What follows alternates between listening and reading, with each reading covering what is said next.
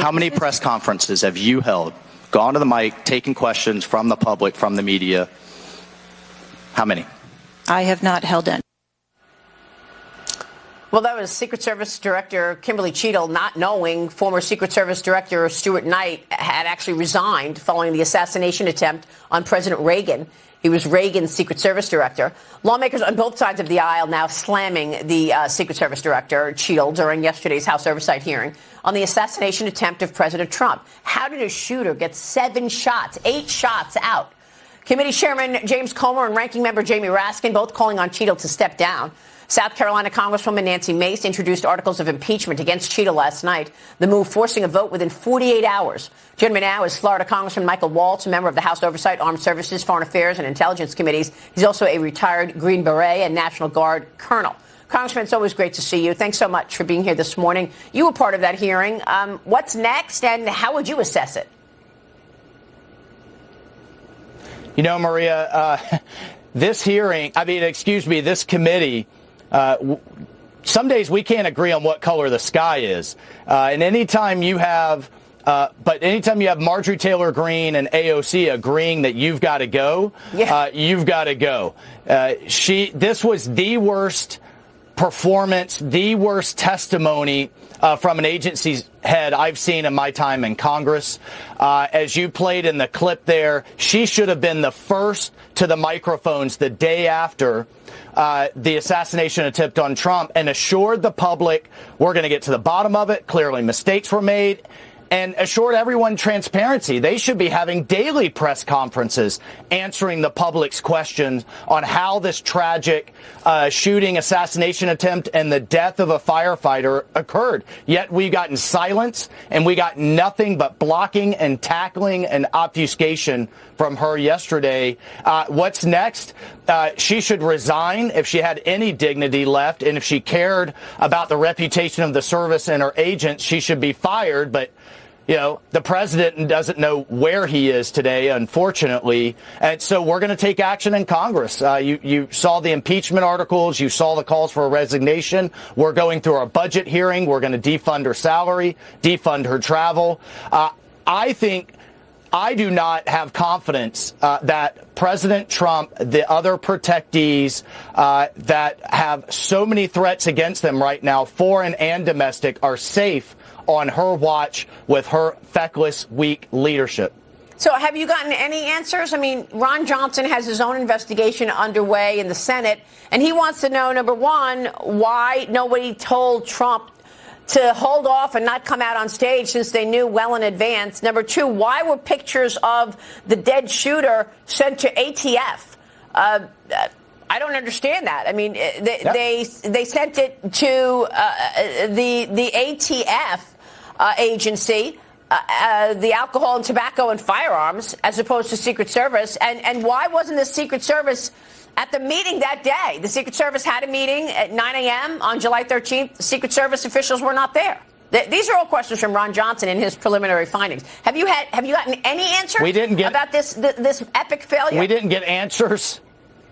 We didn't get answers to those questions. We didn't get answers to why the building was uncovered. We didn't get answers to why a multi-story building 150 yards away from the main stage was outside the perimeter, how the shooter was able to recon the site 3 times in the day prior, why he has encrypted accounts based overseas.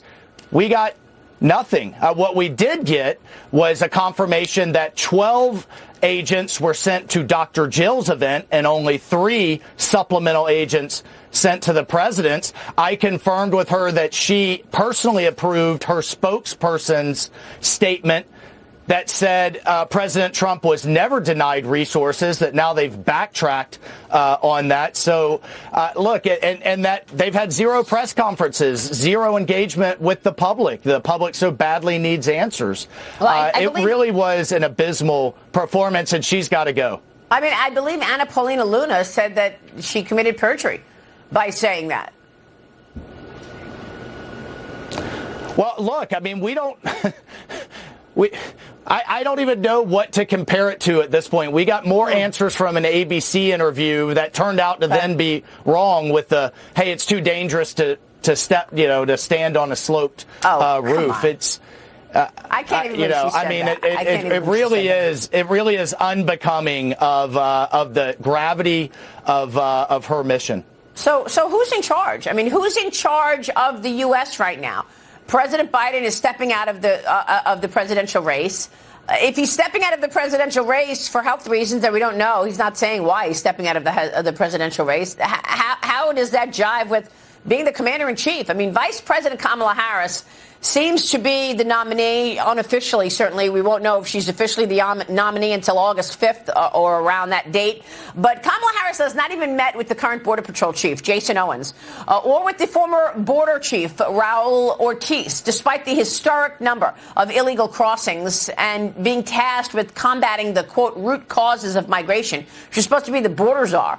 Now, a new caravan of hundreds of migrants are headed to the United States right now, reportedly hoping to make it to the border before the November election, Congressman. They fear a Trump victory, as Trump has threatened deporting everybody. Trump slammed Harris on Truth Social. He writes this: incompetence gave us the worst and most dangerous border anywhere in the world. But Texas Senator Ted Cruz is warning Republicans to not view Kamala Harris as a weak candidate. Here's Cruz. Watch this.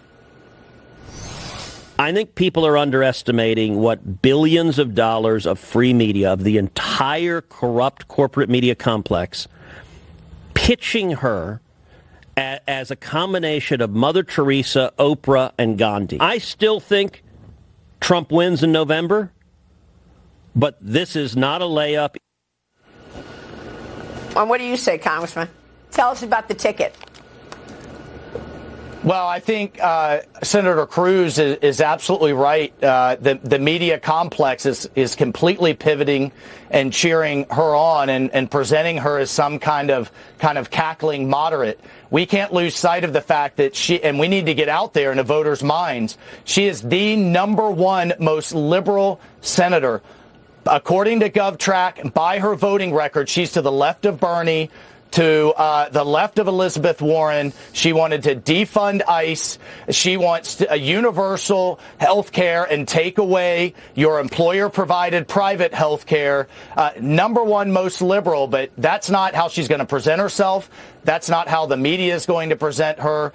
There's only 2 ways to run for office, Maria, and that's unopposed and really hard and really scared. We've got to keep our foot on the gas. I know President Trump and the campaign are going to run through the tape this November, but we can't take anything for granted. All right, Congressman, we'll be watching your work and all of the developments coming up. Good to see you. Congressman Michael Waltz joining us this morning. Thank you, sir. Quick